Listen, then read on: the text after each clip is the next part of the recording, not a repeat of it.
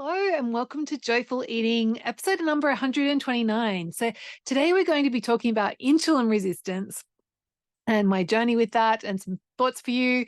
But first, the best bite I had. So on the weekend, my sister was meant to be coming for lunch, but then they ended up being sick, and so she couldn't come. But anyway, I'd already planned to make lasagna, and so I did, and it was amazing. Like it's just such a good dish to have. And interesting that we're talking about insulin resistance, and I'm sharing that my best bite was lasagna. But what I did was rather than just have a whole slab of lasagna like everyone else did, I had mine with a smaller piece with some tofu that I tossed in parmesan tofu, so good, firm tofu. And then we had salad with it as well. It was amazing. Okay, anyway, so a plan for today is first I want to share the story behind this episode and like why I wanted to do an episode around this idea of insulin resistance. Then we're going to delve in and I'm going to share with you exactly what is insulin resistance. And then we're going to look at how you can go about reversing insulin resistance. And then I've got some bonus tips to share with you as well.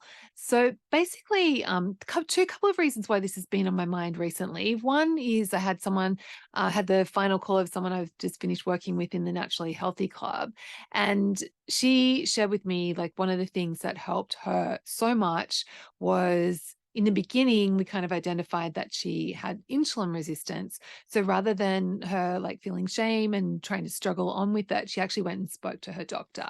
And she said like that was a really big turning point for her in like just getting her hunger levels under control. So I'll share more about that. And also to like getting into this place where was able to start losing weight and getting back to her feeling good about herself. And then also someone else had posted in their group like that a friend of theirs had recently been diagnosed with insulin resistance and was feeling a lot of like guilt and shame around it, which I totally get. Like I've been there. So I just thought it'd be great to have a podcast episode about this topic so that if you ever get diagnosed or if you know someone, you can send them the link to this. So just give them a balanced place to start with that. So when we talk about insulin resistance, like what is that? And basically, like insulin resistance is when your blood sugar control isn't optimal and or isn't great. And so what happens is when so insulin is the hormone that helps our bodies store and keep our blood sugar in this range because we want our blood sugar to be like stable, and if it goes too high that can cause problems, and then if it goes too low that can cause problems as well. So basically insulin resistance happens when you are resistant to insulin, so when your body, like the cells in your body, aren't able to use insulin in the way that it was designed to be used. And so that causes problems for your blood sugar control. And we could go into the details of that, but really that's all you need to know. It's just like, okay, insulin resistance means my blood sugar control doesn't work properly. And so what we want to do, and so how do you know if you've got this? So of course, best way to tell is to get a blood test done. And there's a measure called HbA1c, which actually tests, gives you an average of your blood sugar over the previous 3 months. And that's the best way to diagnose whether you have insulin resistance or not. But there's signs, like you don't have to actually have a blood test to know. So the classic symptom of having insulin resistance is when you put on weight. If your insulin resistance isn't good, like if your insulin blood sugar control isn't good, then that weight gets put around your middle. So you'll get fat around you get that spare tire around your tummy, rather than if you've got good blood sugar control, what will happen is when you put on weight, it'll go around your butt and your thighs, which is kind of a healthier place to be storing weight if you are storing weight. So that's one thing. If you know, like, oh, when I put on weight, it goes on my tummy. That was a huge thing for me all my life. Like it was always where it would go. So and then another symptom that when your insulin resistance gets kind of more progressed is that your hunger and satiety is a bit out of whack. Like you can, and my client shared this. She was like, she would have eaten and like an hour previous, and then she would be feeling ravenously hungry again. She'd be like, what's going on? I just ate, surely. And I felt satisfied then, but now I don't. And so like your hunger just feels out of control. It feels out of whack. And the other thing that can come up is like you actually start to crave sugar and crave carbohydrates like that. That's one thing that my clients notice is that when she started taking meds for to manage her insulin resistance and get her blood sugar sensitivity back, that those sugar cravings and intense carb cravings went away. So, and another symptom can be if you're getting in that insulin resistance is that you're thirsty all the time and you're not wanting to drink and drink and drink, and that's our body looking to stabilize your blood sugar as well. So your body does give you a lot of clues that when you do have insulin resistance. So often it doesn't come as a surprise when people are diagnosed. So so say you have got that diagnosis and you do know that you have insulin resistance, and what can you do about it? I think depending on where you fall in the level, like if it's only slight, sure, like play around with managing, like changing your diet to manage it. And that's totally what I did in the beginning. But knowing what I know now, I actually think that there's some benefits to just going straight to the meds. And if I had my time again, I would have asked the doctor to prescribe me meds because so there's the first medication that's often prescribed for insulin resistance is this drug called metformin, which is like well studied. It's been around for a really long time, and it also is often used used by people in the longevity community because it has these other benefits. It reduces your blood sugar, like stabilizes, gets your blood sugar levels back under control, but it also has improvements for like heart, cardiovascular health, and brain health. So it's actually a really helpful drug to be taken. So I actually did an episode on why I decided to start taking metformin. So that's something. But yeah, I would definitely have that conversation with your doctor. And for my client that I mentioned earlier, she actually metformin wasn't an option for her, so she ended up taking this other med instead. But she was happy with what that is. So yes, definitely talk to your doctor. And also medication can be your friend, and also like just forgive yourself and like let go of the shame that can come up around having a diagnosis like this. And I remember actually when I was diagnosed with gestational diabetes, that was something that at the time I felt like a failure, and I felt like I felt a lot of shame around it, which looking back now, like that's crazy. But like, so yeah, if you are feeling shame and you are feeling like you failed in some way, like have some compassion with yourself. And I did an episode last week on radical acceptance. So just let that come and go, yes, I feel like I failed. And just practice that kindness with yourself, and just know like there's a huge genetic component to this. So like, it's really not your fault that you have insulin resistance. Like this really is just something that some of us are prone to and some of us aren't. And you just happen to be one of those people that are. So there's nothing to be ashamed of.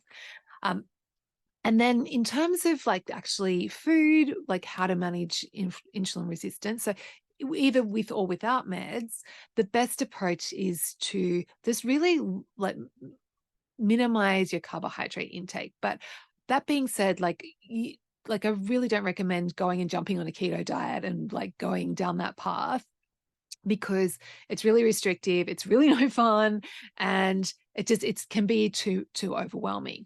But what I recommend instead is just kind of go like mostly low carb, because the thing with carbohydrate and the thing with insulin resistance is you don't have to be like super militant and like be like completely low carb like keto all the time to like get the benefits. And if you just go like kind of mostly low carb, then it makes it so much easier to fit in with your lifestyle. You're not going to have to deprive yourself, and just like the psychological aspect of that is so much easier to manage. So what you want to do instead is just be mindful and intentional about when you are having carbohydrate, like the portion size. Like that has a huge impact. Like it's very different if you have a small bowl of rice or a couple of mouthfuls of rice rather than if you're having like this meal that's mostly a big bowl of rice. Like, so that way you can still get to have your rice, but your blood sugar, like, and the thing with blood sugar is the dose, the amount that you're having has a huge impact. So yeah, be more mindful of portion sizes and be intentional about your portion sizes is really key. And also like be intentional about like the frequency as well. So like, maybe you still really love sourdough bread. So rather than tell yourself I'm going keto and I'm never going to have bread again, which like just builds up that psychological hunger and makes you want bread even more. Like just think about, oh, okay, like I really love sourdough. Maybe like once a week would be good if I have like, I can get my sourdough then, or maybe like a couple of times a week. Like it's not something that I need to have every day. Like thinking about it from what would feel good for me in terms of being satisfied. And just then experiment, like maybe, and then you might find, oh yeah, actually I do really like it and I like to have it a couple of times a week. Or you might find, you know what, actually I love sourdough, but I'm happy if I only have it once a month. Like it's really, and getting curious, I think, is really key there. Like I'm just experimenting and see how you go. And that's really it. So like keeping the carbohydrates to a minimum, but not being, totally crazy with it. And the other thing to improve your insulin resistance, like apart from like cutting back on the carbohydrate that you are eating, is to build muscle, because muscle is like that's where when we store glucose, when we store our blood sugar, it goes into our muscles. So the more muscle mass you have, the more places there are for your body to store any excess sugars. So it makes it easier for your body to have that good balance. So doing some sort of thing to build muscle, and at the very least I'd recommend starting with push-ups, or if you or doing squats. So like there's things that you can do that are really you don't have to start like joining a gym, although if you want to go for it, or start at Pilates every day, but just like thinking about, okay, what can I do to just build a little bit of muscle is going to help as well. So yeah, that's, if we want to reverse insulin resistance, consider meds, like talk to your doctor about whether that's a good option for you. Yes, experiment with low carb, but you don't have to be militant about it. Just be intentional and mindful of your portions and like the frequency that you're having carbs. Build muscle, like, so do some sort of resistance training. And then my bonus tip for you is like, get curious and like fall in love with low carb vegetables, because there are some vegetables that are so delicious and that really one of the things I've discovered is I don't miss rice because I love cauliflower rice. Like I know if you're someone who like that loves rice, and that might seem like impossible, but cabbage, like there's like so many delicious vegetables that aren't going to spike your blood sugar, that are going to help you feel, that are going to be good for your gut health as well, that are going to help you feel satisfied without needing to like have all the carbs. And maybe it's like you have some pasta and some cabbage, so then just to find that balance. But yeah, so one of my clients had mentioned that she was really struggling with carb cravings, and so I like sent her my list of recipes of like all the options you can have for like alternatives to pasta, or all the low carb veg that you can use instead of rice and bread. And she was just like, wow, she's like, having those options really was a game changer for me, because then when I got those cravings, I could have a big comforting bowl of cabbage, like, and it felt just as nurturing to me. So I wasn't missing out, and also wasn't having the carbs. So like it helped with her in terms of progressing her weight loss as well. And then my final bonus tip for you is to prioritize protein. And the protein has like heaps of benefits, but the biggest one being that like proteins is like really satisfying. So if you're getting enough protein, then that's a way to help you feel that satisfaction. So you're not looking for the extra carbs to fill you up. And also, I think just from a psychological perspective, when we are approaching a change in our diet, or a change in our, like the type of food that we're eating, when we approach it from, oh, I've got to cut back on this. I've got to having less. I've got to have less fat. I've got to have less of this, less bread, less rice. Like that can make us feel like we're missing out on something. So rather than telling ourselves what we can't have, actually encouraging yourself and seeing it as, oh, I'm going to focus on prioritizing protein.